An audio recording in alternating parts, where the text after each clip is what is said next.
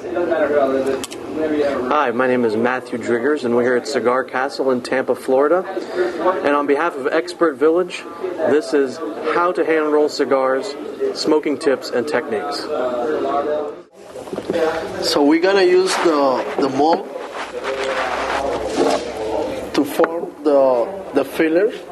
For example, this one is 50 ring, but we can use different ones to make in different sizes, like this one. This one's gonna be skinny, like 38 by 8. So we can use different mold to make different sizes. It has to be on the press for a while, so we're gonna use this stuff all together for a good form, the filling.